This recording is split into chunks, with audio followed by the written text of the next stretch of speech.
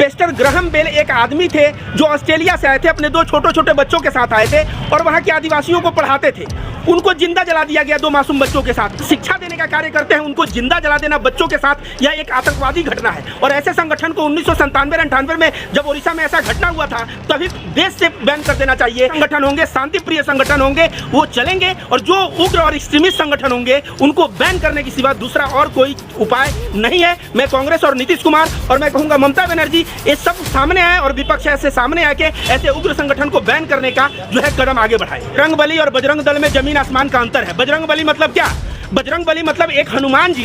हनुमान मतलब क्या होता है? बहुत ही उपद्रव करने वाले, कूद फान करने वाले, डिसिप्लिन में नहीं रहने वाले। लेकिन भगवान राम की वो सेवा में रहे, वो डिसिप्लिन बन के रहे, इसीलिए बजरंग बली का पूजा होता है कि एक जो है हनुमान होते हुए भी इतना जो है अनुशासन प्रिय थे, इसलिए उनकी पूजा हम हिंदू लोग करते हैं। लेकिन जो बजरंग दल के कार्यकर्ता हैं, वो जन्म लिए हैं इंसान में, लेकिन वो बनराई कर रहे हैं, बानरों की तरह कूद के मस्जिद के मीनार पे चढ़ना, बानरों की तरह कार्य करना। तो इस तरह के बंदर वाले संगठन से हमारे बजरंग बली का कंपेयर करना ये हिंदू धर्म का अपमान है, हमारे बजरंग बली का अपमान है। नमस्कार साथियों, हम आए हुए हैं रविकांत भारती जी के पास, जो कि सामाजिक और आर्थिक और देश में जिस प्रकार की भी राजनीतिक घटनाक्रम होते रहता है उस पर अपनी राय व्यक्त करते हैं। बेरोजगार का मामला हो या फिर जो है देश में बढ़ती हुई महंगाई का मामला हो, और अभी हाल में ही जो कर्नाटक में चुनाव होने वाले हैं और कांग्रेस ने अपने मैनिफेस्टो में कई तरह के वादे किए हैं, बीजेपी ने भी अपने मैनिफेस्टो में कई तरह के वादे किए हैं, उस पर इनसे राय जानने की कोशिश करेंगे कि ये कर्नाटक के चुनाव को किस तरह से देख रहे हैं। तो सबसे पहले हमारा आपसे सवाल है रविकांत भारती जी कि कर्नाटक चुनाव में इस बार क्या होने वाला है, क्योंकि पिछली बार जो है जोड़ तोड़ से भारतीय जनता पार्टी ने अपनी सरकार बना ली थी।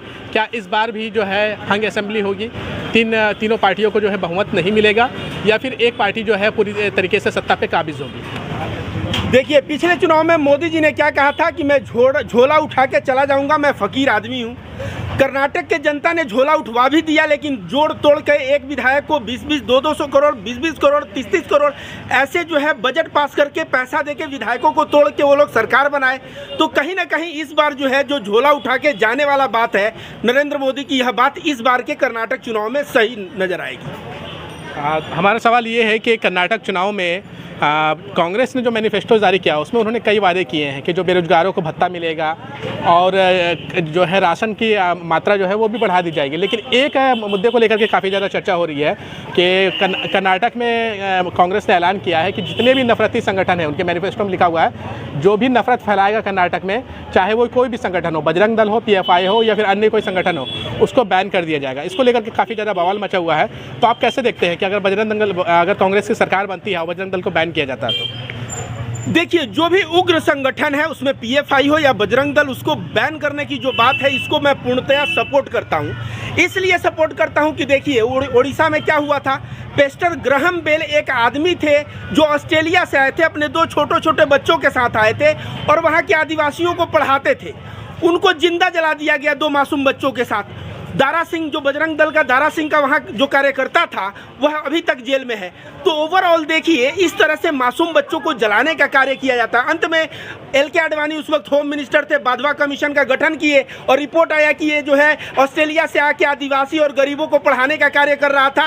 एक भी धार्मिक जो है कन्वर्जन नहीं किया था, किसी भी आदिवासी को ईसाई नहीं बनाया था। तो ऐसे जो लोग शिक्षा देने का कार्य करते हैं, उनको जिंदा जला देना बच्चों के साथ, यह एक आतंकवादी घटना है। और ऐसे संगठन को 1997-98 में जब ओडिशा में ऐसा घटना हुआ था तभी देश से बैन कर देना चाहिए, लेकिन यह संगठन अभी तक चलता रहा है। शर्म की बात है। हालांकि कर्नाटक में जो कांग्रेस का मैनिफेस्टो है, इसके बाद जो है नीतीश कुमार ने आज बयान दिया है कि जो है बिहार में भी बजरंग दल जैसे जो संगठन है, जो नफरत को बढ़ावा देते हैं, जो हिंदू मुस्लिम करते हैं, जो किसी न किसी तरह से हिंसा को प्रमोट करते हैं, ऐसे संगठनों पे बैठ के विचार किया जाएगा, उनको बैन किया जाएगा। तो मैं नीतीश कुमार जी का जो ये है या कांग्रेस का जो ये वादा है, इसको मैं पूर्ण रूप से समर्थन देता हूं और बहुत जोर शोर से समर्थन देता हूं। क्यों? क्योंकि यहाँ बैन केवल बजरंग दल नहीं हो रहा है, बैन PFI भी हो रहा है। अब PFI कहता है हमें इस्लामिक मुल्क बनाना है, बजरंग दल विश्व हिंदू परिषद ये लोग कहते हैं हमें हिंदू राष्ट्र बनाना है। हमें क्या चाहिए? मैं रविकांत भारती, हम बोलते हैं कि बाबा साहब अम्बेडकर का संविधान वाला राष्ट्र सही है, मौलाना अबुल कलाम आज़ाद को भी उसमें उतना स्थान है जितना महात्मा गांधी को स्थान है। तो यह देश में जो सेकुलर संगठन होंगे, शांति प्रिय संगठन होंगे, वो चलेंगे, और जो उग्र और एक्सट्रीमिस्ट संगठन होंगे उनको बैन करने की सिवा दूसरा और कोई उपाय नहीं है। मैं कांग्रेस और नीतीश कुमार और मैं कहूँगा ममता बनर्जी, ये सब सामने आए और विपक्ष ऐसे सामने आके ऐसे उग्र संगठन को बैन करने का जो है कदम आगे बढ़ाए। लेकिन इसमें जो है राजनीति शुरू हो गई है।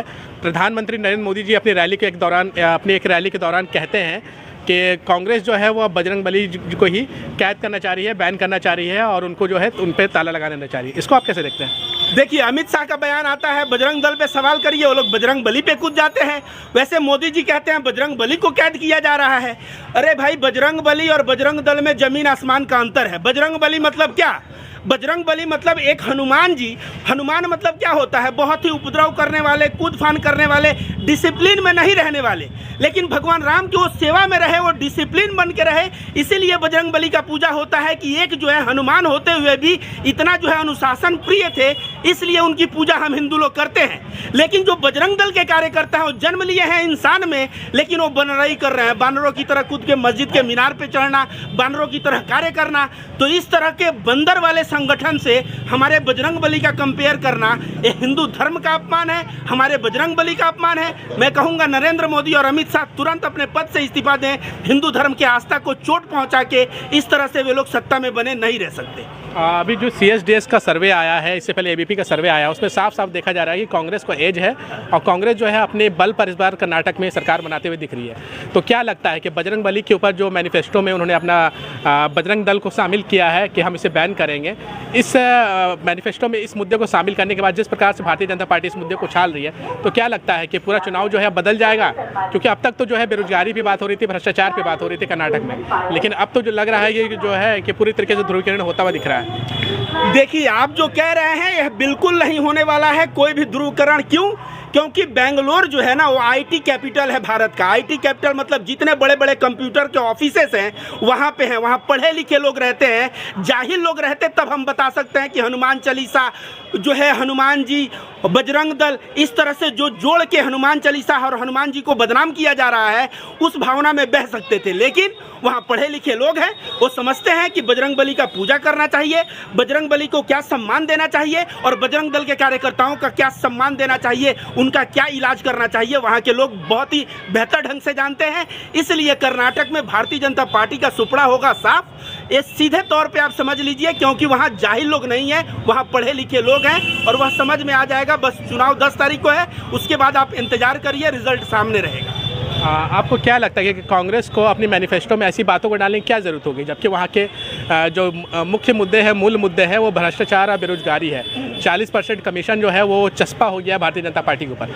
जब अच्छा खासा कैंपेन चल रहा था, अच्छी खासी बातें हो रही थी, कांग्रेस के पक्ष में माहौल बन रहा था, तो इस तरह की बातों को अपने मैनिफेस्टो में डालने की क्या ज़रूरत पड़ जाएगी?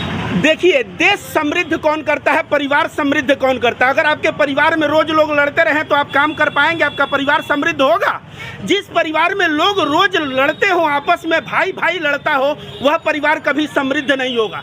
तो इस देश को अभी विकास की बात करने की जरूरत नहीं है, इस देश में अभी शांति की जरूरत है, इस देश में अभी प्रेम की जरूरत है, इसलिए हिंदू मुस्लिम एकता की जरूरत है। इसलिए जो भी उग्रवादी संगठन है उनको बैन करने का जो कांग्रेस ने निर्णय लिया है, जो डिसीजन लिया है, वह कहीं ना कहीं बेहतर लिया है। इससे जो है कर्नाटक में शांति स्थापित होगी, और जब शांति स्थापित होगी तो समृद्धि तो पीछे पीछे चल के आएगी। आपको क्या लगता है कि कर्नाटक में कांग्रेस ने अपने मैनिफेस्टो में ये बात कही कि वो किसी भी तरह की जो नफरती संगठन होगी, जो हिंसा और नफरत को बढ़ावा देगी, उसको बैन करेगी। उसके बाद नीतीश कुमार का बयान आया, आपने कहा है, तो क्या लगता है कि बिहार में भी ये हो पाएगा या फिर सिर्फ चुनावी जुमला साबित होगा? बिहार में बिल्कुल हो पाएगा। बिहार जानते हैं अहिंसा के लिए जाना जाता है। महावीर जो है या जैन धर्म के 24 तीर्थंकर कौन थे? देखा जाए तो क्षत्रिय थे, महावीर भी थे उसमें से, वो बिहार के थे। बुद्ध कहाँ के थे? बिहार के थे। महात्मा गांधी भले ही गुजरात और अफ्रीका में आंदोलन किए हों, लेकिन उन्होंने अपना कर्म भूमि जो चुना, चंपारण बिहार को चुना। और बिहार में लालू प्रसाद यादव जैसा नेता था, याद है लालू प्रसाद यादव का भाषण, जिसमें कहता है कि इंसान ही नहीं रहेगा तो मंदिर में घंटा कौन बजाएगा। इंसान ही नहीं रहेगा तो मस्जिद में इबादत कौन करेगा? इंसान के रहना जरूरी है। अडवाणी जी अपना रथ वापस ले जाओ और नहीं तो मैं गिरफ्तार करके अंदर करूंगा। तो यह लालू यादव की भी भूमि है और नीतीश कुमार जैसे सेकुलर लोगों की भूमि है। तो याद रखिए, बिहार में बिल्कुल बजरंग दल और जो भी उग्र संगठन है वो बैन होंगे और वहाँ जो है शुरू से शांति और प्रेम का संदेश का बिहार भूमि रहा है, वहाँ पे शांति और प्रेम स्थापित होगा।